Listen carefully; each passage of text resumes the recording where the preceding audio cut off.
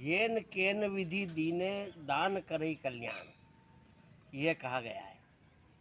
परंतु किसी भी तरह से दिया गया दान कल्याण नहीं करता है।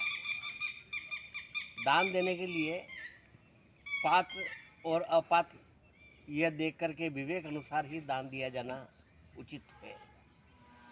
वृथा वृषा समुद्रेषु वृथा तृप्तेषु भोजनम वृथा दानम धनाढ्येषु वृथा दीपो दिवापि च। समुद्र में बरसात हो तो वो बेकार जाती है। समुद्र में पानी बरसने की जरूरत है, समुद्र में अथाह पानी है। वृथा तृप्तेषु भोजनम, जिसका पेट भरा हुआ हो उसको भोजन कराना ये बेकार। वृथा दानम धनाढ्येषु, जो करोड़पति अरबपति उसको दान दें अपन, क्या जरूरत है उसको। और वृथा दीपो दिवापि च, दिन में दिया लगाने का क्या फायदा। इसलिए दान किया जाए तो वहाँ जहाँ जिसकी ज़रूरत हो वहाँ दान दिया जाना चाहिए। बहुत से दानवीर ऐसे भी हैं जिनके माता पिता वृद्धाश्रम में भर्ती है और उनके नाम से उन्होंने चैरिटेबल ट्रस्ट चला रखे। बहुत से ऐसे हैं जिनके पिता घर पे भूखे सोए हुए हैं और पूरे गांव में भंडारे करते फिर रहे। तो ऐसा नहीं होना चाहिए। सबसे चैरिटी बिगिंस फ्रॉम होम, यानी कि सबसे पहले अपने घर की ओर देखो कि आपके घर में कोई अभावग्रस्त तो नहीं है और आप दूसरों को तो दान नहीं दे रहे हैं जिसकी ज़रूरत आपके घर वालों को है। तो ये देखना बहुत ज़्यादा ज़रूरी है। एक जैन मंदिर का निर्माण कार्य चल रहा था और जैन मुनि श्रावकों से उसमें सहयोग की अपील कर रहे थे। तो एक धनाढ्य व्यक्ति ने,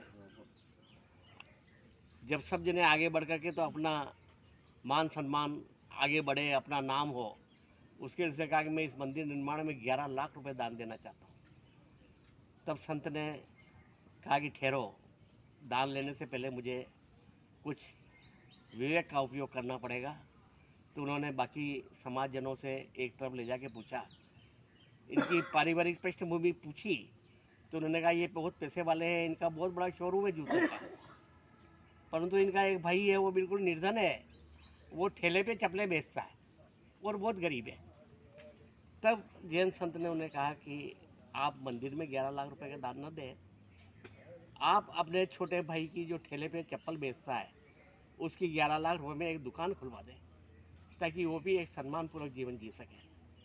तब उस व्यक्ति ने 11 लाख रुपए अपने भाई को दिए और उसकी एक दुकान बनवा करके और उसको भी एक सम्मानपूर्वक जीवन जीने का मौका दिया।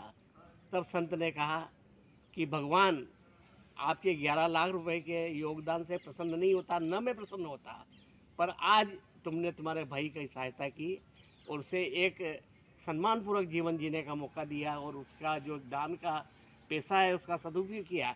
इसलिए मैं इसलिए प्रसन्न इतना हूँ आपसे कि मैं मंदिर में निर्माण में भी देते तो मैं इतना खुश नहीं होता जितना आपने अपना घर, आपके घर को मंदिर आपने बना दिया है, उससे मैं प्रसन्न हुआ हूँ। इसलिए दान किस प्रकार से देना चाहिए इसका विवेक भी हमेशा होना चाहिए और दान उसी दिया जाए जो उसके योग्य हो, पात्र हो, और तभी आपको दान का फल मिलेगा जब सुपात्र को दान देंगे।